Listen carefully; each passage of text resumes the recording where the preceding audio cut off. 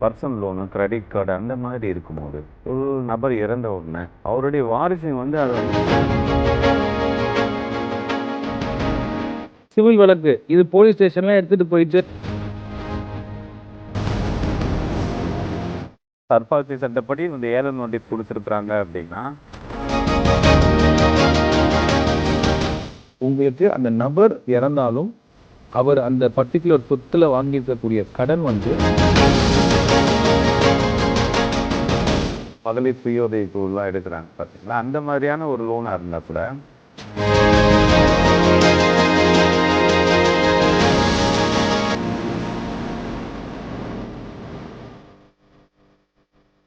அனைவருக்கும் வணக்கம். நான் உங்கள் நிலா. இது சட்டம் ஒரு வகுப்பறை. இன்றைக்கி நம்ம எடுத்துருக்க டாபிக் பார்த்திங்கன்னா வந்து இந்த பணம் கொடுக்கல் வாங்கல் பிரச்சனைகளாகட்டும் அல்லது சொத்து பிரச்சனைகளாகட்டும் அதை பற்றி பார்க்க போகிறோம். அதுலேயும் முக்கியமாக வந்து கடன் வாங்கியவர் இருந்தால் வந்துட்டு அந்த பொறுப்பு யாருக்கு மேலே போகும் அப்படிங்கிறத நம்ம வந்து தெளிவாக பார்க்க போகிறோம். அதை பற்றி நம்மளுக்கு தெளிவெடுத்து சொல்கிறதுக்காக வந்து 2 வழக்கறிஞர்கள் நம்ம கூட இணைஞ்சிருக்காங்க. First we have with us Yogeswaran sir. வணக்கம் sir. He has more than 15 years of experience in handling civil, criminal and matrimonial cases in both Madras High Court as well as in lower court. We welcome you to the show, sir. அடுத்து நம்ம கூட இணைஞ்சிருக்கிறது Deepan Rajkrishna sir. வணக்கம் sir. He has more than 10 years of experience in handling civil, criminal and matrimonial cases in both Madras High Court as well as in lower court. We welcome you to the show, sir. Sir, இப்போ வந்துட்டு நம்ம தலைப்பு இந்த கடன் வாங்கியவர் இறந்தார்னா வந்து அந்த பொறுப்பு யார் மேலே போகும் சார்? கண்டிப்பாக இப்போ இந்த ஒரு லோனை பொறுத்த வரைக்கும் பார்த்தீங்கன்னா, இப்போ அதில் வந்து பல்வேறு வகைப்பட்ட லோன் இருக்குது. ஒன்று வந்து பர்சனல் லோன் சொல்கிறோம், அது வந்து பார்த்திங்கன்னா அன்செக்யூர்டு லோன் சொல்கிறோம். லோன்லேயே வந்து 2 விதமான loan, secured loan, unsecured loan. இல்லை செக்யூர்டு லோன் நம்ம சொல்கிறது பார்த்திங்கன்னா இந்த ஹோம் லோன், ஆட்டோ லோன், இந்த வெஹிக்கிள்ஸ் லோன் சொல்கிறோம் இல்லைங்களா, இதுதான் வந்து நம்ம செக்யூர்டு லோன் சொல்கிறோம். அன்செக்யூர்டு லோன் சொல்கிறது இந்த பர்சனல் லோன் எடுக்கிறது, கிரெடிட் கார்டில் வந்து யூஸ் பண்ண அமௌண்ட்டு, இதெல்லாத்தையும் நம்ம வந்து அன்செக்யூர்டு லோனாக சொல்கிறோம். அதனால் இப்போது ஒரு லோன் எடுத்த நபர் வந்து இறந்துட்டான், இப்போ என்ன நடக்கும் அப்படின்னிங்கன்னா, இப்போது அது வந்து செக்யூர்டு லோனாக இருக்கும்போது அந்த லோனுக்கு உண்டான அந்த ப்ராப்பர்ட்டி வந்து பேக்கப்பாக இருக்கும். அந்த ப்ராப்பர்ட்டியை வந்து பேங்க் வந்து அந்த கடனுக்கு உண்டான தொகைக்காக சர்ஃபேசி சட்டப்படி நடவடிக்கை எடுக்க முடியும். சப்போஸ் இது வந்து unsecured loan, personal loan, credit card அந்த மாதிரி இருக்கும்போது ஒரு நபர் இறந்த உடனே அவருடைய வாரிசுங்க வந்து அதை வந்து கட்ட வேண்டிய அவசியம் இருக்கான்னா கட்ட வேண்டிய அவசியம் இல்லை. ஏன்னா இப்போ இறந்த நபர் எடுத்து ஒரு லோனை வந்து அவரே செலவு பண்ணிட்டாரு அப்படின்னும் போது அவருடைய அந்த லோன் தொடர்ச்சி அந்த இறந்த நபர்லேருந்து அவருடைய வாரிசுங்களுக்கு வந்து வராது. சட்டப்படி அவங்க கட்ட வேண்டிய அவசியம் இல்லை. இப்போ அதுக்காக பார்த்திங்கன்னா ஒவ்வொரு லோன்லேயுமே வந்து இப்போது இன்சூரன்ஸ் அமௌண்ட் வந்து ஆட் பண்ணுறாங்க. சப்போஸ் இந்த லோன் எடுத்த நபர் வந்து இறந்துட்டாருன்னா அவர்கிட்டருந்து வசூல் பண்ணணுன்ற காரணத்துக்காக இன்சூரன்ஸும் ஒவ்வொரு லோனுக்கும் ப்ரொவைட் பண்ணுறாங்க. அந்த மாதிரி அந்த இன்சூரன்ஸ் அமௌண்ட்டை அவங்க கிளைம் பண்ணலாம், குறிப்பிட்ட அந்த நிதி நிறுவனமோ வங்கியோ கிளைம் பண்ணிக்கலாம். அதனால் ஒரு குறிப்பிட்ட நபர் இறந்த நபருடைய வாரிசுங்களை அன்செக்யூர்டு லோனை பொறுத்த வரைக்கும் பர்சனல் லோன், கிரெடிட் கார்டு இந்த தொகையை வந்து கட்ட சொல்லி எந்த ஒரு நிதி நிறுவனமோ வங்கியோ வந்து கம்பல் பண்ண முடியாது. அவர் பேரில் ஏதாவது சொத்துக்கள் இருக்குது இறந்த நபர் பேரில் அப்படின்னும் போது அவங்க சட்டப்படி அதை ரெக்கவரி பண்ணுறதுக்கு உண்டான லீகல் ஸ்டெப்ஸை வந்து எடுக்கலாம். இதுதான் பொதுவான நடைமுறை. Okay sir, thank you sir. நம்ம கூட காலர் ஒருத்தங்க இணைஞ்சிருக்காங்க, பேசிடலாம். ஹலோ. சொல்லுங்களா? வணக்கம்மா. உங்க பேர் எங்க இருந்து கால் பண்றீங்க? ராணிப்பேட்டை மாவட்டம். ஓகே சார், சொல்லுங்க சார். 1998 ஒரு இடம் வாங்கினாங்க. ஓகே. 26 வருஷம் ஆயிடுச்சுங்க. ஓகே. அந்த சொத்து மேல இப்போ வந்து எங்க பாட்டன் சொத்து இந்த பங்கு கேஸ் போட்டுக்கிறாங்கம்மா. ஓகே. அது எப்படிமா செல்லுமாம்மா? அது கேஸ் எந்த நிலைமையில சார் இருக்கு? ஆமா, கேஸ் எந்த நிலைமையில இருக்கு? கேஸ் இப்போ போன 25ல தான் ஸ்டார்ட் பண்ணாங்க. ஓகே, 25ல தான் ஸ்டார்ட். இன்னும் விசாரிக்கவில்லை, வாய்தா போய்க்குது. ஓகே, நம்ம வக்காலத்துலாம் அட்வொகேட் வச்சு வக்காலத்துலாம் போட்டாச்சா சார்? நான் போட்டேன். சரி, கவுண்டர்லாம் ஃபைல் பண்ணியாச்சா? பண்ணியாச்சு. Okay sir, okay sir. உங்க கேள்விக்கு நம்ம வழக்கறிஞர் எடுத்து சொல்லுவாங்க சார். தீபன் ராஜ்கிருஷ்ணா சார். ஒரு நிமிஷம். நம்ம சொல்றீங்க? நம்ம வழக்கறிஞர் வந்து எடுத்து சொல்லுவாங்க சார் என்ன பண்ணலாம் அப்படின்னு. ஓகேவா? லைன்ல கேட்டுமா? ஆமா, லைன்லயே இருங்க. சரிங்கம்மா, தேங்க்யூமா. சார், உங்களுக்கு இந்த வழக்கு தாக்கல் செய்யறதுக்கு முன்னாடி உங்களுக்கு ஏதாவது வழக்கறிஞர் அறிவிப்பு ஏதாவது உங்களுக்கு வந்துச்சா சார்? நோட்டீஸ் ஏதாவது உங்களுக்கு கொடுத்தாங்களா? அவங்க கேஸ் போட்டாங்கன்னு சொன்னாங்க. கொடுத்தாங்களா? கொடுத்தாங்க சார் நோட்டீஸ். கொடுத்தாங்களா? அதுக்கு நீங்கள் பதில் அறிவிப்பு கொடுத்தீங்களா? கொடுத்துட்டேன். கொடுத்துட்டீங்க. சரி, இப்போ வந்து வழக்கு வந்து நிலுவையில் இருக்கு இல்லையா? எந்த ஸ்டேஜில் இருக்கு கேஸ்? அதாவது இன்னும் வாய்தாவில் தான், ஒரே ஒரு இது கூட ஒரு நாள் கூட விசாரிக்கல. அவங்களோட ப்ரேயர் என்னன்னு தெரியுமா சார் உங்களுக்கு? என்ன அவங்களோட கோரிக்கை நீதிமன்றத்துக்கிட்ட வந்து அந்த பர்டிகுலர் நீங்கள் வாங்கினதை ரத்து பண்ண சொல்லியிருக்காங்களா, இல்லை அவங்க அதில் உரிமை கோரியிருக்காங்களா, என்ன அப்படின்ற ப்ரேயர் உங்களுக்கு தெளிவாக தெரியுமா? அந்த சொத்துல எனக்கு பங்கு இருக்குது, அதனால அந்த ரிஜிஸ்டர் எல்லாம் அது அப்படின்னு கேட்டு கொடுக்குறாங்க. அவங்கவுங்க சொந்தக்காரங்களா அப்போ? சொந்தக்காரங்க இல்லை. சரி, ரைட்டு, ஓகே. சரிங்க சார். இப்போ ஆக்சுவலாக பார்த்தீங்க சொத்து வித்தவங்க அப்ப புள்ள பெரிய பிள்ளைங்க எல்லாருமே கையெழுத்து போட்டாங்க. புரியுது. அதில் வந்து கையெழுத்து போடாத ஒரு நபர் வந்து இப்போ வழக்கு தாக்கல் செஞ்சுருக்காங்க. இப்போ ஒரு பொண்ணு மட்டும் போடு, அது அவங்க அது நான் சொத்து வாங்கும்போது அந்த பொண்ணு இருக்குது எனக்கு அவங்க சொல்லல, காட்டல, மறைச்சிட்டு இருக்காங்க. ஆமா. சரி சார், இதுக்கு வந்து ஒரு பக்கம் கேஸ் இருந்தாலும் ஒரு பக்கம் நீங்கள் வந்து அவங்கள அந்த ஒரு லீகலர் இருக்காங்க பார்த்தீங்களா, அந்த சொத்துக்கு ஒரு உரிமையாளரா, அவங்கள வந்து நீங்கள் வந்து செட்டில் பண்ணுறதுக்கு ட்ரை பண்ணுங்கள். ஏன்னா அவங்களுக்கும் ஒரு ரைட் இருக்கிறதுனால தான் வந்து அவங்க வழக்கு தாக்கல் செஞ்சுருக்கிறாங்க. நான் போலீஸ் ஸ்டேஷனில் ரிப்போர்ட் கொடுத்தோங்க சார். இது வந்து சிவில் வழக்கு, இது போலீஸ் ஸ்டேஷன்லாம் எடுத்துகிட்டு போயிட்டு யாரையும் நீங்கள் ஹராஸ் பண்ண முடியாது. அரசில் வக்கீல் சொன்னது, எங்கள் வக்கீல் போலீஸ் ஸ்டேஷனில் ஒரு ரிப்போர்ட் கொடுத்து அவங்க சொத்து 5 பேர் எனக்கு கைது போட்டுட்டாங்க பேர்.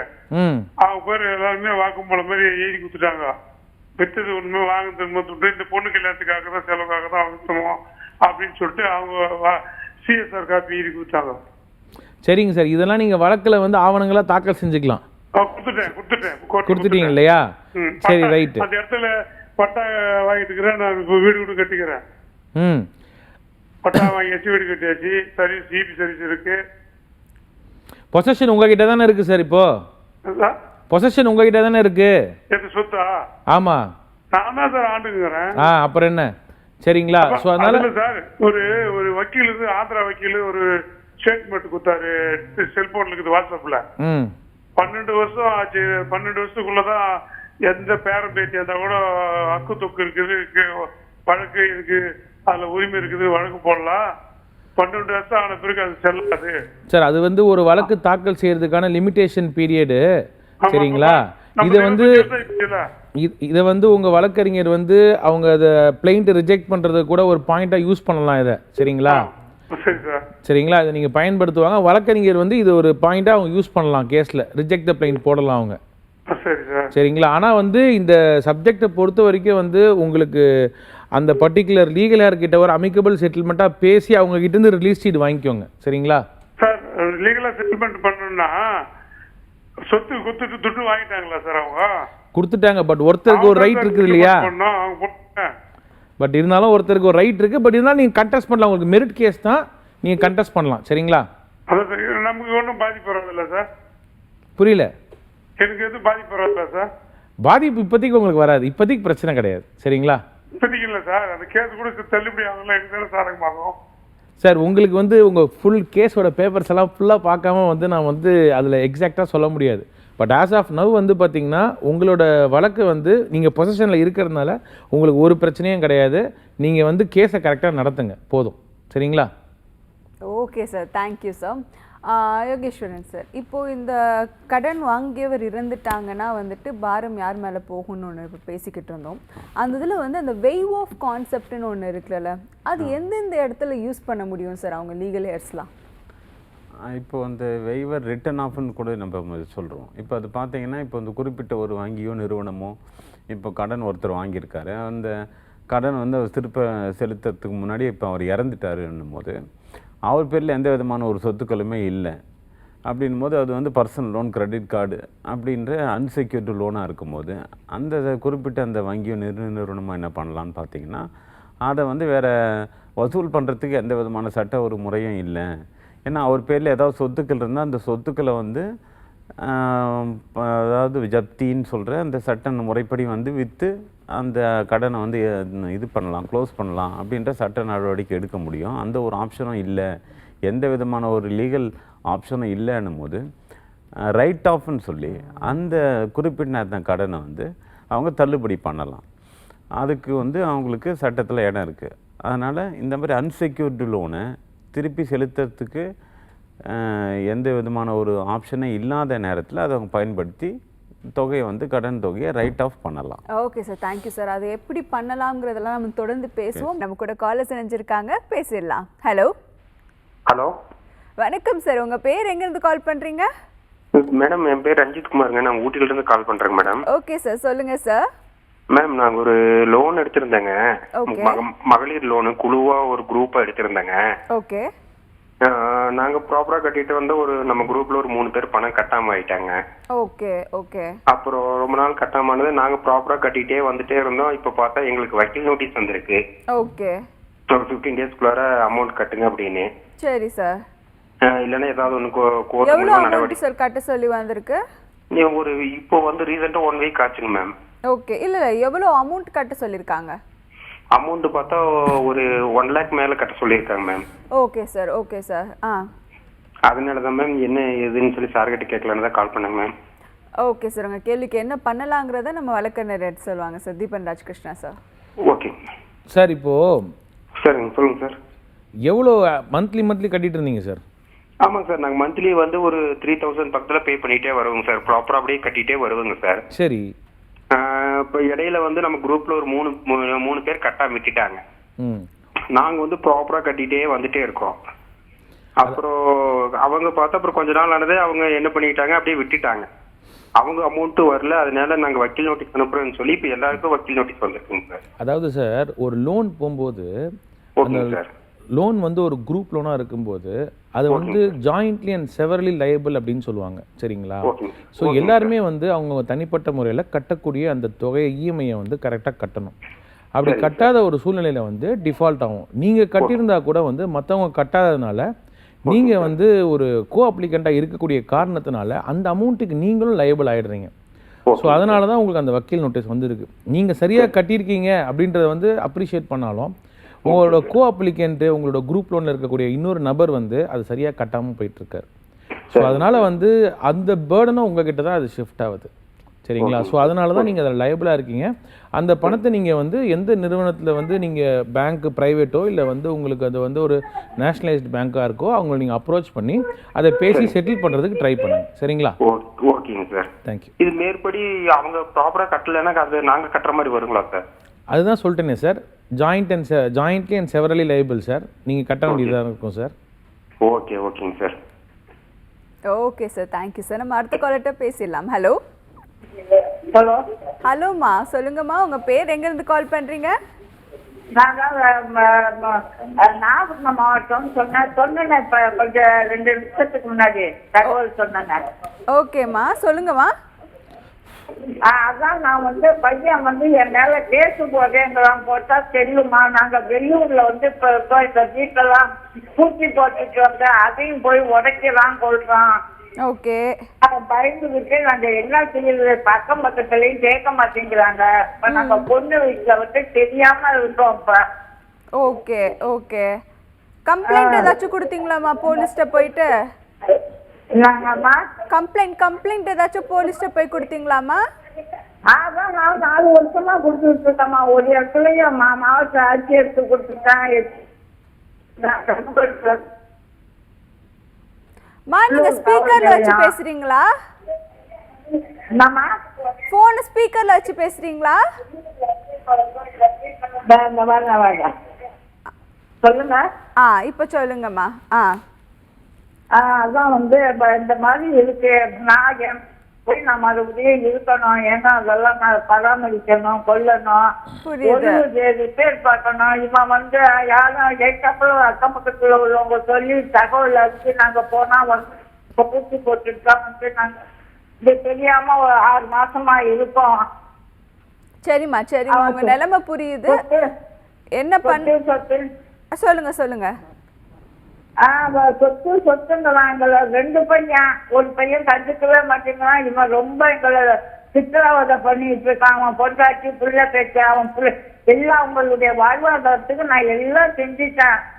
அவனுக்கு 59 வயசாகுது. 2 தடவை வெளிநாடு அனுப்பிட்டேன். கடை வச்சு கொடுத்துட்டேன். டாட்டா ஏசி வாங்கி கொடுத்துட்டேன். அவன் பையனையும் பிஇ படிக்க வச்சுட்டேன்.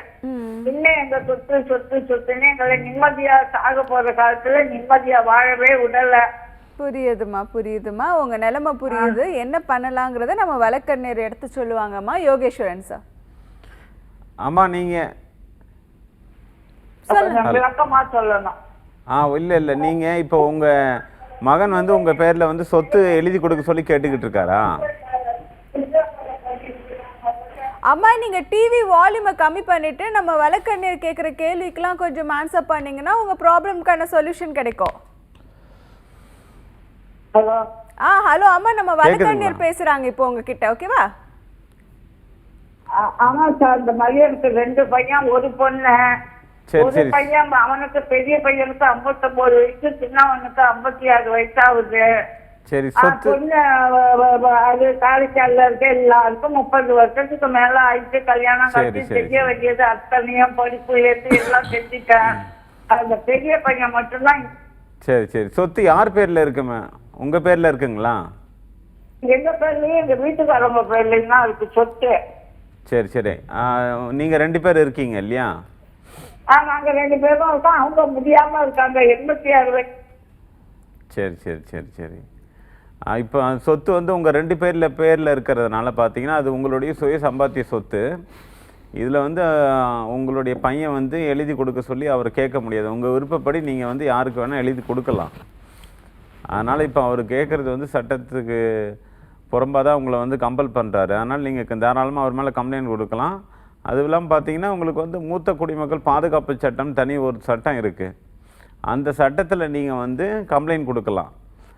நார்மலாக நீங்கள் போலீஸ் ஸ்டேஷன்லேருந்து கம்ப்ளைண்ட் கொடுக்கறத விட அந்த சட்டப்படி நீங்கள் என்ன பண்ணலாம், ஒரு கம்ப்ளைண்ட்டை கொடுக்கலாம். அப்போ அந்த கம்ப்ளைண்ட்டு படி அவரை கூப்பிட்டு விசாரணை பண்ணுவாங்க.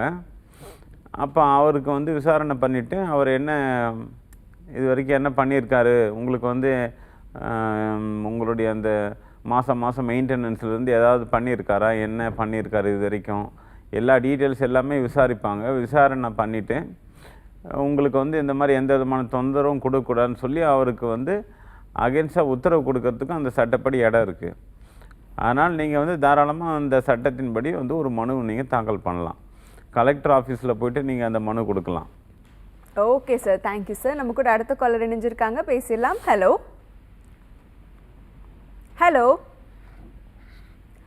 சார். நீங்கள் ஹலோம்மா, சொல்லுங்கம்மா. உங்கள் பேர் எங்கேருந்து கால் பண்ணுறீங்க?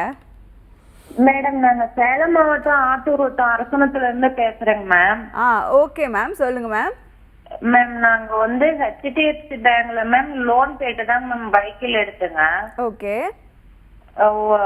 அதாவது மேம் ஒரே டேட்ல 2 வண்டி எடுத்துங்க மேம், 2 வண்டி டியூ கட்டுற மாதிரி. ஓகே. அது தொடர்ந்து நாங்க கட்டிட்டு தாங்க மேம் வந்தோம். ஓகே. வண்டி எடுத்து 1 வருஷத்துலயே ஒரு பெரிய ஆக்சிடென்ட் ஆயிடுச்சுங்க மேம். ஓகே. அந்த சூழ்நிலையிலுமே கொரோனா பீரியடு அந்த சூழ்நிலையிலுமே நாங்க கட்டிட்டு வந்தோம் மேம். இப்ப லாஸ்ட் மேம் இப்ப 2026 4வது மாசத்தோட அமௌண்ட் முடியுதுங்க மேம், டியூ கட்ட வேண்டிய டேட்டு. ஓகே. இடையில மேம் ஒரு 10வது மாசத்து வாக்குல 2-3 டியூ பெண்டிங் ஆயிடுச்சுங்க மேம். அது பெண்டிங் ஆனதுனால மேம் எங்களுக்கு எந்த ஒரு தகவலுமே கொடுக்காம இல்லைங்க மேம். நாங்க வழியில போயிட்டு இருக்கும் பொழுதுங்க மேம் சங்ககிரி டோல்கேட்ல வந்து அடையாளம் தெரியாதவங்க வந்து ஒரு 10 பேருக்கு 20 பேராட்ட வந்து எங்களை வழிமறிச்சிட்டாங்க மேம். வழிமறிச்சு வண்டியில பறிக்க பார்த்தாங்க மேம். எங்க குழந்தை நானே வீட்டுக்காரரு வண்டியில இருந்தோங்க மேம். எங்கெல்லாம் ஆபாசமான வார்த்தையில அசிங்கமா திட்டி ரொம்ப அருவருக்கத்தக்க செயல்ல ஈடுபட்டாங்க மேம். ஓகே. அதுக்கப்புறம் சங்ககிரி ஸ்டேஷன்ல அங்கேயே கம்ப்ளைண்ட் கொடுத்தேங்க மேம். இது வரைக்கும் எந்த நடவடிக்கை எடுக்கலைங்க மேம். ஓகேம்மா. வண்டி இப்போ வந்து அவங்க கிட்ட இருக்கா? இல்லைங்க மேம், நாங்களே வச்சிருக்கோங்க மேம். நாங்க ஃபைட் பண்ணிதாங்க மேம் அந்த வண்டி நாங்க எடுத்துட்டு எங்க கிட்டதாங்க மேம் இருக்கு. ஆனா இப்ப ஓட்டுறதுக்கு பயமா இருக்குங்க மேம். எதுவும் ஓட்டி கட்டவும் முடியல. எங்களுக்கு வேற வழி எதுவும் இல்லைங்க மேம். சரி, ஓகேம்மா. உங்களுக்கு என்ன பண்ணலாம்னு சொல்லிட்டு நம்ம வழக்கறிஞர் எடுத்து சொல்லுவாங்கம்மா. தீபன் ராஜ்கிருஷ்ணா சார். சரிங்க மேம். மேடம், ஃபஸ்ட்டு வந்து உங்களை அந்த மாதிரி வந்து அவங்க வழிமறித்து உங்கள்கிட்ட வந்து தகாத முறையில் பேசி உங்களை வந்து அவங்க கஷ்டப்படுத்தினதுக்கு வந்து நீங்கள் வந்து புகார் கொடுத்துருக்குறீங்க. அந்த புகார் வந்து காவல்துறை நடவடிக்கை எடுக்காமல் இருக்கிறதுக்கு நீங்கள் அதை மேலே எஸ்பி ஆஃபீஸில் நீங்கள் புகார் கொடுத்துருக்கலாம். இல்லை ஒரு ப்ரைவேட் கம்ப்ளைண்ட்டாகவும் நீங்கள் வந்து ஜூரிஸ்டிக்ஷன் மேஜிஸ்ட்ரேட் கிட்டே நீங்கள் ஃபைல் பண்ணியிருக்கலாம் இந்த இஷ்யூ கன்சர்ன்ட்டு. ரெண்டாவது விஷயம் வந்து உங்களுக்கு நீங்கள் இஎம்ஐ ஆல்மோஸ்ட் கட்டிட்டேன்னு சொன்னீங்க. கடைசியில் கட்ட வேண்டிய ஒரு தருவாயில் வந்து இந்த மாதிரி ஒரு சூழ்நிலை ஏற்பட்டு போச்சுன்னு சொன்னீங்க. ஸோ இப்போது வெஹிக்கிள் உங்கள் பொசஷனில் தான் இருக்குது. ஸோ நீங்கள் வந்து என்றைக்கு இருந்தாலும் வந்து அந்த வெஹிக்கிள் வந்து அவங்க சீஸ் பண்ணுறதுக்கான சான்சஸ் வந்து நிறையவே இருக்குது. ஸோ உங்களோட அவுட்ஸ்டாண்டிங் லைபிலிட்டி என்னவோ அதை நீங்கள் ஒன் டைம் செட்டில்மெண்ட்டாக பேசி கிளியரன்ஸ் ஃபார்ம் வாங்கி ஹைப்பத்திகேஷன் இந்த வெஹிக்கிள் மேலே இருக்கிறத வந்து ரிமூவ் பண்ணி வச்சுக்கோங்க. அதுதான் உங்களுக்கு நல்லது. சரிங்களா? Okay sir, thank you sir. நம்ம கூட காலர்ஸ் இணைஞ்சிருக்காங்க, பேசிடலாம். ஹலோ ஹலோ ஹலோம்மா, சொல்லுங்கம்மா. உங்கள் பேர் எங்கேருந்து கால் பண்ணுறீங்க? ஹலோ ஹலோம்மா, நீங்கள் லைனில் தான் இருக்கீங்க, சொல்லலாமா? உங்கள் பேர் எங்கேருந்து கால் பண்ணுறீங்க? நாங்கள் தேனியிலேருந்து கால் பண்ணுறோங்க. ஓகேம்மா, சொல்லுங்கம்மா. எங்க அக்கா ஒரு வீடு வந்து வீட் லோன் வாங்கியிருந்தாங்க மேம், பத்திரத்தை வச்சு. ஓகே. அது வந்து சீல் வச்சுட்டு போயிட்டாங்க. அவங்க வந்து ரொம்ப கஷ்டப்பட்டதுனால லோன் அந்த கட்ட முடியல அவங்களால. அதனால சீல் வச்சுட்டு போயிட்டாங்க. இப்போ வந்து எங்க அக்கா அவங்க வந்து அந்த வீடு வேணும்ன்றாங்க. கொஞ்சம் கொஞ்சமா கூட கட்டுறோம், ஃபுல் அமௌண்ட் கட்டுங்க, கட்டி நீங்க பத்திரத்தை வாங்கிக்கங்கன்றாங்க. ஃபுல் அமௌண்ட் எங்களால கட்ட முடியல, கொஞ்சம் கொஞ்சமா கூட எங்களால கட்ட முடியல அப்படின்னு ஃபுல் அமௌண்ட்க்கு எங்க போவோம் நாங்க அப்படின்றாங்க. இப்போ அவங்க வந்து அந்த இதை கொஞ்சம் கொஞ்சமா நாங்க கட்டுறோம், அந்த சீல் வச்சதை எங்களுக்கு மறுபடியும் கேன்சல் பண்ணி விடுங்கன்னு கேட்கலாம்னு போறாங்க. அது அவங்களா கொடுப்பாங்களா இல்ல என்ன சொல்லிட்டு மேடம்? ஓகே மேம், என்ன செய்யலாங்கிறத நம்ம வழக்கறிஞர் எடுத்து சொல்லுவாங்க மேம், யோகேஸ்வரன். ஆமா, சரி மேடம். அந்த ப்ராப்பர்ட்டி வந்து ஃபாதர் நேமில் இருக்குங்களா? ஆமாங்க. அந்த ஆமாம், அந்த லோன் டாக்குமெண்ட் வந்து என்ன பேங்க் லோனுங்களா? இது ஆதார் பேங்க் வீட் லோன் வாங்கிருக்கேன். அது ஹவுசிங் லோனு தான்.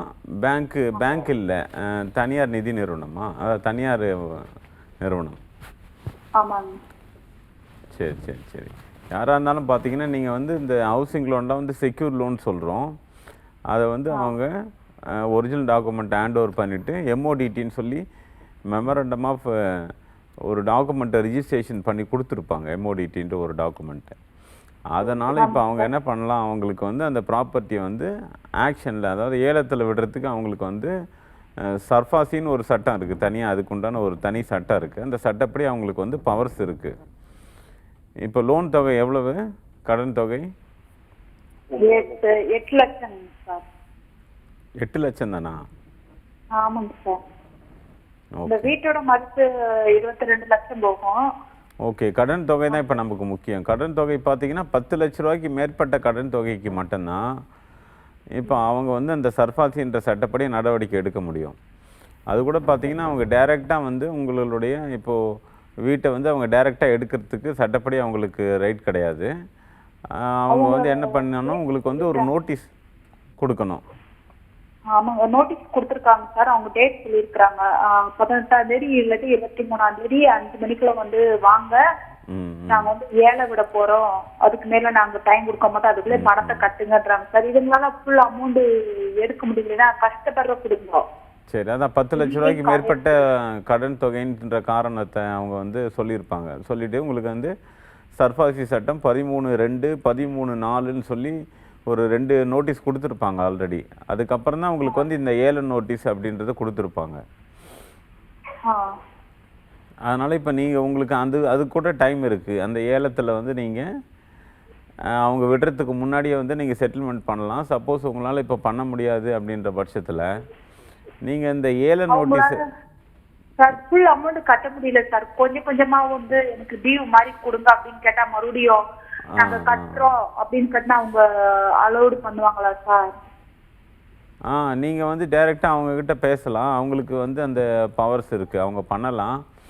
இருந்தாலும் இப்போ சப்போஸ் அவங்க பண்ண முடியாது அப்படின்னு சொல்கிறாங்க அப்படின்னா நீங்கள் சட்டப்படி என்ன பண்ணலான்னா, அவங்க வந்து சர்ஃபாசி சட்டப்படி அந்த ஏல நோட்டீஸ் கொடுத்துருக்குறாங்க அப்படின்னா அந்த நோட்டீஸ் நீங்கள் ரிசீவ் பண்ண 45 நாளில் டிஆர்டின்னு டெப்ட் ரெக்கவரி ட்ரிபியூனல்னு சொல்லுவாங்க, கடன் வசூல் தீர்ப்பாயம். அந்த கடன் வசூல் தீர்ப்பாயத்தில் போயிட்டு ஒரு மனுவை வந்து தாக்கல் பண்ணலாம். ஒரு வழக்கறிஞர் அன்னைக்கு நீங்கள் வந்து அந்த ஒரு மனுவை தாக்கல் பண்ணலாம்.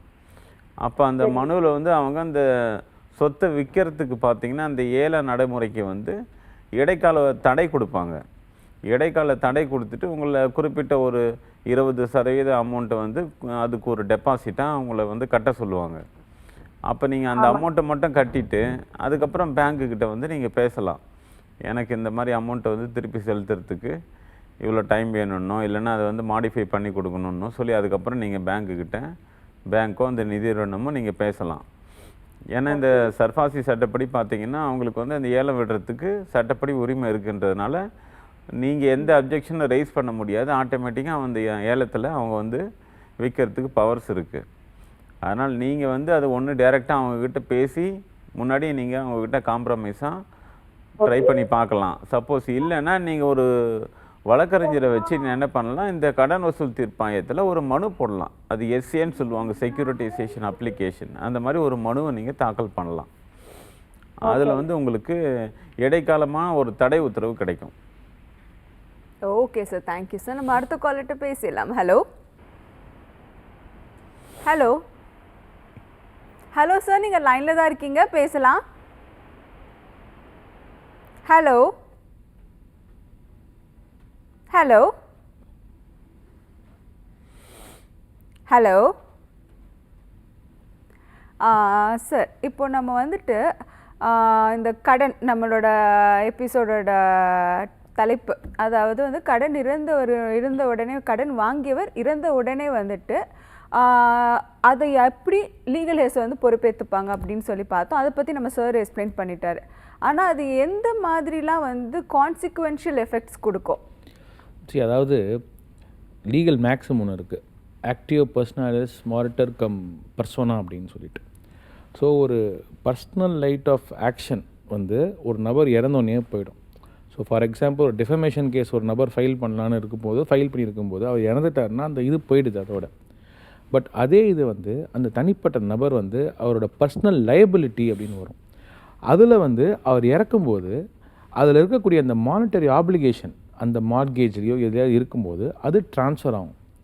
இது ட்ரான்ஸ்ஃபர் ஆகிறது பார்த்திங்கன்னா உங்களுக்கு 4 ஸ்டேஜஸில் போகும். ஒன்று வந்து அவங்க லீகல் ஹேர்ஸ்க்கு, ஏன்னா அந்த இடத்துல வந்து ஒரு இன்ட்ரெஸ்ட் இருக்குது. 2வது அவங்களோட கோ அப்ளிகன்ஸு, 3வது கேரண்டார்ஸு, 4வது அவங்களோட எஸ்டேட். இப்போது லீகல் ஹேர்ஸ் அப்படின்னு எடுத்துக்கிட்டிங்க அப்படின்னா, ஒரு நபர் இருக்கார், அவர் இறந்துட்டார், அவருக்கு சொத்து இருக்குது, அது 4ஆக பிரியுது அப்படின்னா வந்து அதுக்கு ஒரு 40 லட்ச ரூபா கடன் இருக்குது அப்படின்னா சொத்து 50 லட்சம் போகுதுன்னா அந்த 40 லட்ச ரூபா கடன் வந்து அப்போர்ஷன்மெண்ட் ஆகும் லீகல் ஹேர்ஸ்க்கு. அதே இது வந்து அவங்களோட சேர்ந்து ஒருத்தர் வந்து பிஸ்னஸ் பண்ணியிருக்காரு, கோ அப்ளிகண்ட்டாக லோன் வாங்கி, அப்போது அந்த என்டையர் அவுட்ஸ்டாண்டிங்க்கு லயபிள். அது வந்து கோ அப்ளிகண்ட்டாக இருக்கும்போது ஜாயிண்ட்லி அண்ட் செவரலி லயபிள் அப்படின்னு சொல்லுவாங்க. அடுத்து வந்து பார்த்திங்கன்னா எஸ்டேட். அந்த எஸ்டேட்டுக்கு ஆட்டோமேட்டிக்காகவே வந்து அந்த பர்டிகுலர் லயபிலிட்டி வந்து என்றைக்குமே போய் உட்காந்துருக்கும். ஸோ எப்போவுமே வந்து உங்களுக்கு அந்த நபர் இறந்தாலும் அவர் அந்த பர்டிகுலர் சொத்தில் வாங்கியிருக்கக்கூடிய கடன் வந்து அந்த சொத்து மேலே போய் அது உட்கார்ந்துட்டுருக்கும். ஸோ அது வந்து அந்த சொத்தை எஸ்டேட்டை கிளைம் பண்ணுறவங்க அதை வந்து அப்போர்ஷன்மெண்ட் பண்ணி அதை சரி பண்ணி அதை எடுத்துக்கலாம். இல்லைனா அந்த சொத்தை யார் வாங்குகிறாங்களோ அந்த கடன் அடைச்சி அந்த சொத்தை வாங்கிக்கலாம். Okay okay sir, thank you sir. Yogeswaran sir, இப்போது நம்ம சார் வந்துட்டு ஒரு காலர்கிட்ட வந்துட்டு அந்த ஜாயிண்ட்லி அண்ட் செவரலி நீங்கள் லயபிள் தான் அப்படிங்கிற ஒரு கான்செப்ட் பற்றி பேசினார். ஆனால் அது நிறையா பேருக்கு வந்துட்டு, ஏன்னா அது நம்ம ரெகுலர் டேர்ம்ஸில் யூஸ் பண்ணுறது கிடையாது. அப்படின்னா என்னங்கிறத கொஞ்சம் மக்களுக்கு எடுத்து சொல்லுங்களேன் சார். கண்டிப்பாக. இந்த ஜாயிண்ட்லி அண்ட் செவரலி அந்த லைபிள் அப்படின்னு சொல்கிறது என்னன்னு பார்த்தீங்கன்னா, ஒரு லோன் ஒருத்தர் எடுக்கிறாரு அப்படின்னா அந்த லோனில் இப்போ அவர் குறிப்பிட்டது பொறுத்தீங்கன்னா ஒரு குறிப்பிட்ட நபர்கள் சேர்ந்து ஒரு குழுவாக எடுத்த ஒரு லோனு. அதனால் இப்போ நிறைய ஹவுசிங் லோன் கூட பார்த்தீங்கன்னா ஒருத்தர் அப்ளிகண்ட்டாகவும் இன்னொரு 2 பேர் வந்து கோ அப்ளிகண்ட்டாகவும், அதாவது பாரோவர், கோ பாரோவர், அப்ளிகண்ட், கோ அப்ளிகண்ட் அப்படின்னு சொல்லி 2-3 நபர்கள், ஒருவருக்கும் மேற்பட்ட நபர்கள் சேர்ந்து கூட இப்போ லோன் எடுக்கிறோம். அந்த மாதிரி இருக்கும்போது அந்த லோன் அக்ரிமெண்ட்டில் இப்போ சைன் பண்ணி அந்த மாதிரி லோன் எடுத்திருக்கிற எல்லா நபர்களுமே வந்து jointly and severally liable for that loan அப்படின்னு சொல்கிறோம். அதனால் அந்த லோனை பொறுத்த வரைக்கும் சப்போஸ் குறிப்பிட்ட அந்த ஃபஸ்ட்டு இருக்கக்கூடிய அந்த நபர் ஒருத்தர் இறந்துட்டாருன்னா அதோட அந்த லோன் வந்து முடிவடையுமான்னு அடையாது. ஏன்னா அதுக்கு வந்து கோ பாரோவர், கோ அப்ளிகண்ட் இருக்கார். இப்போ அவரும் அதுக்கு வந்து லயபிள் தான். அதனால் ஒரு 3 லோனு, அதாவது ஒரு குறிப்பிட்ட லோனை வந்து 3 பாரோவர் சேர்ந்து எடுத்திருக்கிறாங்க அப்படின்னும் போது குறிப்பிட்ட ஒரு பாரோவர் இறந்தாலும் மீதி இருக்கக்கூடிய அந்த 2 நபர்கள் அந்த பாரோவர் வந்து அந்த லோனை வந்து கட்டி தான் ஆகணும். இப்போ அவங்க 2 பேருக்கும் வந்து அந்த லோனுடைய லைபிலிட்டி வந்து இருக்குது. அதனால தான் நம்ம சொல்கிறோம், இந்த குறிப்பிட்ட ஒரு குரூப்பாக ஒருத்தர் வந்து லோன் எடுக்கிறாங்க, இது வந்து இந்த மகளிர் சுய உதவி குழுலாம் எடுக்கிறாங்க பார்த்தீங்களா, அந்த மாதிரியான ஒரு லோனாக இருந்தால் கூட அது வந்து குறிப்பிட்ட ஒருத்தருக்கு மட்டும் இல்லாமல் அந்த லோனை எடுத்து அந்த குழுவில் இருக்கக்கூடிய எல்லா நபர்களுக்குமே அதில் வந்து லைபிலிட்டி இருக்குது. அதுதான் நம்ம வந்து சிவரலி அண்ட் ஜாயிண்ட்லி லைபிலிட்டி அப்படின்னு நம்ம சொல்கிறோம். Okay sir, thank you sir. நம்ம கூட காலர் இணைஞ்சிருக்காங்க, பேசிடலாம். ஹலோ ஹலோ ஹலோம்மா, சொல்லுங்கம்மா. உங்கள் பேர் எங்கேருந்து கால் பண்ணுறீங்க? Trichy district ma'am. ஓகேம்மா, சொல்லுங்கம்மா. மேம் நான் ஒரு எங்களோட வீட்டோட பத்திரம் வந்து ஃபினான்ஷியல் வச்சிருந்தேன். அம்மா, நீங்கள் ஸ்பீக்கரில் வச்சு பேசுகிறீங்களா? ஆமா மேம். கொஞ்சம் ஸ்பீக்கர் ஆஃப் பண்ணிவிட்டு ரிசீவரில் எடுத்து பேசுங்க. Okay ma'am. மேம் சொல்லுங்கம்மா. கேக்குதுங்களா மேம்? நல்லா கேக்குது, சொல்லுங்க. Okay ma'am. Okay ma'am. எங்களோட வீட்டு பத்திரம் வந்து ஒரு ஃபினான்ஷியல் அடமானம் வச்சிருந்தோம் மேம், லோன் எடுத்திருந்தோம். ஓகே. அவங்க வந்து எங்கள்கிட்ட வந்து எம்ஓடி வாங்கினதுக்கு அப்புறம் அவங்களோட ஹெட் ஆபீஸ்க்கு அனுப்பும்போது எங்களோட பத்திரம் வந்து மிஸ் ஆயிடுச்சு. ஓகே. இப்போ நாங்க கட்ட வேண்டிய, அதாவது லோன் எடுத்த அமௌண்ட்டை நாங்க கட்டிட்டோம். ஓகே. அதுக்கு உண்டான இன்ட்ரெஸ்ட் அமௌண்ட் வந்து எங்களால கட்ட முடியல. அப்படியே நாங்க கட்டினாலும் எங்களுக்கு உண்டான அந்த ஒரிஜினல் டாக்குமெண்ட், எங்களுக்கு தாய் பத்திரம் முத கொண்டு அவங்க வந்து தொலைச்சிட்டாங்க. ஓகே. இப்ப தொலைச்சதும் இல்லாம நாங்க இடையில வந்து கட்டாம விட்டதுனால அவங்க அந்த நிறுவனத்துல இருந்து இன்னொரு நிறுவனத்துக்கு மாற்றி வச்சுட்டாங்க. ஓகே, புரியுது. இப்ப நாங்க என்ன கேக்குறோம் அப்படின்னா, எங்களுக்கு வந்து நாங்க வாங்கின அமௌண்ட்டை கட்டிட்டோம், ஆனா எங்களுக்கு வட்டி கட்டல, வட்டி எங்களால கட்ட முடியல. நீங்க வந்து பத்திரத்தை எங்களுக்கு பத்திரமும் உங்கள்கிட்ட இல்ல, எங்களுக்கு எம்ஓடி கேன்சல் பண்ணி கொடுங்கன்னு சொல்லி நாங்க கேக்குறோம். ஓகே. அவங்க வந்து நீங்க பணம் கட்டி தான் ஆகணுங்கிற மாதிரி எங்களுக்கு சொல்றாங்க. இதுக்கு என்ன தீர்வு மேம்? ஓகேம்மா, உங்க கேள்விக்கு நம்ம விளக்கணர் எடுத்து சொல்லுவாங்கம்மா.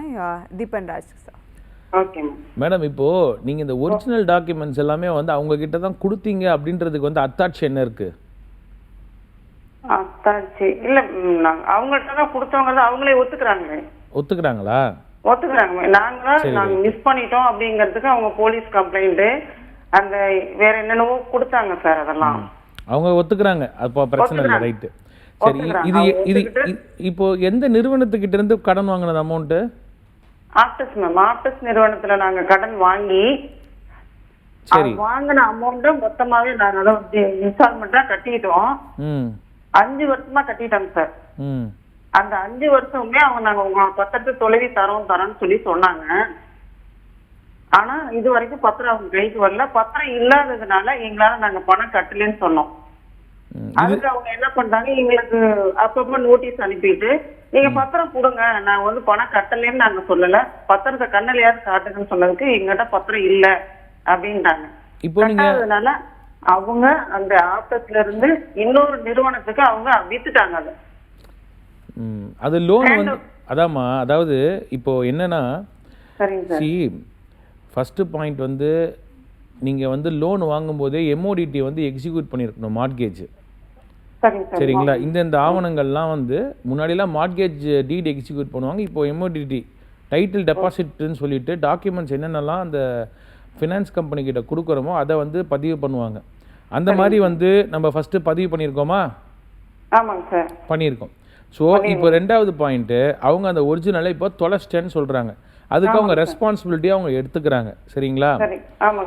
இப்போ நம்ம சைடில் வந்து நம்ம வந்து பணம் இவ்வளோ கட்டிட்டோன்னு சொல்கிறோம் இல்லையா, நிலுவைத் தொகையோட அவுட்ஸ்டாண்டிங் அமௌண்ட்டோட கட்டிட்டோன்னு சொல்கிறோம் இல்லையா, அந்த இடத்துல வந்து அவங்க என்ன பண்ணுறாங்கன்னா ஒரு லேக்குனை கிரியேட் பண்ணுறாங்க. அந்த இடத்துல வந்து நீங்கள் பணம் கட்ட வேண்டியது இன்னும் இருக்குது, மேலும் இருக்குது, நீங்கள் சரியாக கட்டலை அப்படின்ற காரணத்தினால ஒரு லோன் அக்கௌண்ட் வந்து சரியாக கட்டாமல் இருந்தாங்க அப்படின்னா அது என்பின்னு சொல்லுவாங்க, நான் பர்ஃபார்மிங் அசட்டுன்னு சொல்லுவாங்க. அப்போ என்ன பண்ணுவாங்கன்னா அசட் ரீகன்ஸ்ட்ரக்ஷன் கம்பெனிக்கு வந்து அந்த லோனை வந்து விற்றுருவாங்க. சரிங்களா? ஒரு லெவலுக்கு மேலே அவங்க சரியாக கட்டாமல் போனாலோ இல்லை விட்டு கட்டிட்டு வந்தாலோ அவங்க என்ன பண்ணுவாங்க, இன்றைக்கி காலகட்டத்துக்கு வந்து பேங்க்ஸ் வந்து ஏஆர்சி கம்பெனிக்கு வந்து அந்த பர்டிகுலர் அவங்களோட அந்த லோன்ஸை வந்து விற்றுடுறாங்க. அந்த மாதிரி உங்கள் லோனை இதில் விற்றுட்ருக்குறாங்க. ஸோ இப்போ நீங்கள் ஃபஸ்ட்டு இதுக்கு செய்ய வேண்டிய ஸ்டெப் என்னென்னா, நீங்கள் வந்து சரியான பிரின்சிபலையும் இன்ட்ரெஸ்ட்டையும் ஆஸ் ஆன் டேட் நீங்கள் கட்டி முடிச்சுட்டு நீங்கள் வந்து உங்களோட மார்ட்கேஜை வந்து டிஸ்சார்ஜ் பண்ணுறதுக்கு போகக்கூடிய சூழ்நிலையில் அவங்க இந்த மாதிரி பண்ணியிருந்தாங்கன்னா அப்போ நீங்கள் வந்து ஒரு ரெப்ரசன்டேஷன் லெட்டர் வந்து நீங்கள் அந்த பர்டிகுலர் பேங்க் ஹையர் அஃபீஷியல்ஸ்க்கு ஒரு கொடுத்துட்டு ஓம்பட்ஸ்மன் கிட்ட இது ஒரு புகாராக நீங்கள் கொடுக்கலாம், ஆர்பிஐக்கு ஒரு காப்பி போட்டு. அப்போது உங்களுக்கு வந்து நியாயம் கிடைக்கும். சரிங்களா? நமக்கு ஒரு காலர் இணைஞ்சிருக்காங்க, பேசிடலாம். ஹலோ ஹலோ ஹலோ சார், வணக்கம் சார். உங்கள் பேர் எங்கேருந்து கால் பண்ணுறீங்க? என் பேர் ராஜாங்க, திருப்பூர் பேசுகிறேன். ஓகே சார், சொல்லுங்கள் சார். சார் லவுட் ஸ்பீக்கரில் பேசுனீங்கன்னா வந்துட்டு லவுட் ஸ்பீக்கர் ஆஃப் பண்ணிவிட்டு ரிசீவரில் பேசுங்க. இல்லை, ஹெட்ஃபோன் போட்டு பேசு. ஓகே, சொல்லுங்கள் சார். இல்லைங்க, இப்போ நான் 2009 ஹவுசிங் லோன் வாங்கினேன். Okay sir. ஹவுசிங் லோன் இல்லைங்க, மார்க்கெட்டேஜ் லோனாக வாங்கினேன். ஓகே. அப்போ வந்து சம்திங் அமௌண்ட்டுக்கு 9,20,000 ரூபா வாங்கியிருந்தேங்க. Okay sir. 8,133 ரூபா இஎம்ஐ 20 இயர்ஸ். ஓகே. இப்போ வந்து இப்போ கடைசியா ஒரு 10 வருஷமா இன்ட்ரெஸ்ட் ஜாஸ்தி பண்ணி ஆச்சு அப்படின்னு 3,727 ரூபா கட்டுறாங்க. ஓகே. அப்போ வருஷம் அதே 20 வருஷம் வருங்களா இல்லை ஜாஸ்தி ஆகுங்களா? ஓகே சார், உங்கள் கேள்விக்கு வந்து நம்ம வழக்கறிஞர் எடுத்து சொல்லுவாங்க சார். யோகேஸ்வரன் சார். சார் நீங்கள் இப்போ எவ்வளோ இஎம்ஐ கட்டுறீங்க? ஃபர்ஸ்ட் 8,133 ரூபா போட்டதுங்க சார். 20 வருஷத்துக்கு 8,000 சில்லறை உங்களுக்கு போட்டிருக்காங்க ஃபர்ஸ்ட்டு. சரி, 33 ரூபா போட்டதுங்க. சரி. பட் ஒரு 5-7-8 வருஷம் கழிச்சு 9,727 ரூபாய் ஆயிடுச்சு. ஓகே. எதுக்காக இப்போ உங்களுக்கு அதை அதிகப்படுத்தியிருக்காங்க? இன்ட்ரெஸ்ட், ரேட் ஆஃப் இன்ட்ரெஸ்ட் ஜாஸ்தியாக இருக்கு. ஏன்னா நான் ஹவுசிங் லோனை வாங்கலைங்க, மார்க்கெட் தான் வாங்குறேன். Okay okay. அப்படின்னா உங்களுக்கு பரவாயில்ல. அந்த டென்யூர்னு சொல்கிறோம் இல்லைங்களா, அந்த டென்யூர் வந்து உங்களுக்கு மாறாது.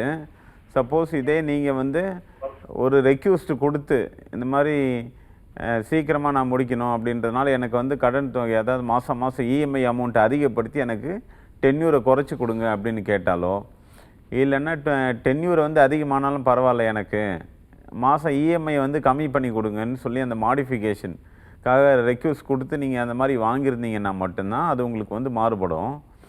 இல்லைன்னா இது வந்து ஜென்ரல் டேர்ம்ஸில் உங்களுக்கு எடுத்த அந்த லோன் வந்து அதே 20 இயர்ஸ் தான். அந்த இன்ட்ரெஸ்ட் அதிகமானதுனால உங்களுக்கு சொல்லியிருக்காங்க. அதை நீங்கள் வந்து கால்குலேட் பண்ணி பாருங்கள். சப்போஸ் உங்களுக்கு வந்து அவங்க சொல்கிற அந்த இன்ட்ரெஸ்ட் ரேட்டுக்கு இந்த 9,000 சம்திங் நீங்கள் சொன்ன அமௌண்ட்டு வந்து 20 இயர்ஸுக்கு நீங்கள் கால்குலேட் பண்ணி பாருங்கள்.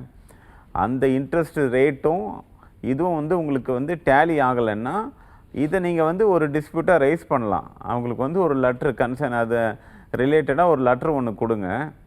அதுக்கு என்ன ரிட்டனில் வந்து அவங்க ரிப்ளை கொடுக்குறாங்கன்னு பார்த்து ஃபர்தராக நீங்கள் அதில் வந்து ப்ரொசீட் பண்ணலாம். Okay sir, thank you sir. Deepan sir, இப்போ வந்துட்டு இந்த கடன் வாங்கியவர் வந்து இருந்த உடனே அவங்க லீகல் ஹேர்ஸ் வந்து முக்கியமாக செய்ய வேண்டிய விஷயங்கள்லாம் என்ன சார்? அதாவது முதல்ல லெண்டார் யார் இருக்காங்க நோட்டிஃபை பண்ணணும், அடுத்து வெரிஃபை பண்ணணும் எவ்வளோ அமௌண்ட் இருக்குன்ட்டு. அப்புறம் நாங்கள் தான் லீகல் ஹேர்ஸு, எங்களுக்குள்ளே வந்து இந்த அசட்ஸை வந்து லைபிலிட்டிஸ் வந்து இப்படி ஷேர் பண்ணிக்கிறோன்ட்டு. ஏன்னா இன்றைக்கி பெரும்பாலுமாக பார்த்தீங்கன்னா வந்து எல்லாருமே வந்து இன்றைக்கி இருக்கக்கூடிய காலர்களில் பார்க்கும்போது கூட எல்லாருமே பேரண்ட்ஸோட அசட்ஸை தான் வந்து எடுத்துக்கிறாங்க தவிர லைபிலிட்டிஸ் யாரும் எடுத்துக்கிறது இல்லை. ஸோ அப்படி இருக்கும்போது அசட்ஸுன்ற இடத்துல வந்து லைபிலிட்டிஸை வந்து உட்காரணும். ஸோ அப்படி இருக்கக்கூடிய சூழ்நிலையில் நம்ம முதல்ல செய்ய வேண்டியது வந்து நோட்டிஃபை டு தி லெண்டார்ஸோ அந்த பேங்க்கோ பாரோவர் அவங்கக்கிட்ட வந்து இந்த மாதிரி நான் தான் லீகல் ஹேர், எனக்கு அந்த சொத்தில் எனக்கு ஆசை இருக்குது, எனக்கு இன்ட்ரெஸ்ட் இருக்குன்னா அப்போ பேங்க்காரர் சொல்லுவார், அப்போது உங்களுக்கு வந்து ஒரு 50 lakhs உங்களுக்கு லோனும் இருக்குது, நீங்கள் இதை கட்டணும். ப்ராப்பர்ட்டி ஒர்த் 1 crore இருக்குதுன்னு வச்சுக்கோங்களேன். சப்போஸ் நீங்கள் அந்த 50 lakhs நீங்கள் கட்டினீங்கன்னா உங்களுக்கு அந்த ப்ராப்பர்ட்டி உங்களுக்கு இல்லை அப்படின்னா பேங்க் அதை என்னால் அதை கட்ட முடியாது அப்படின்னா அந்த இடத்த சொத்தை அவங்க விற்று உங்களுக்கு பேலன்ஸ் 50 lakhs வந்து உங்களுக்கு கொடுத்துருவாங்க. அவங்களுக்கு தேவையானது மட்டும்தான் எடுத்துக்க முடியும், எக்ஸ்ட்ராவும் பேங்க் எடுத்துக்க முடியாது.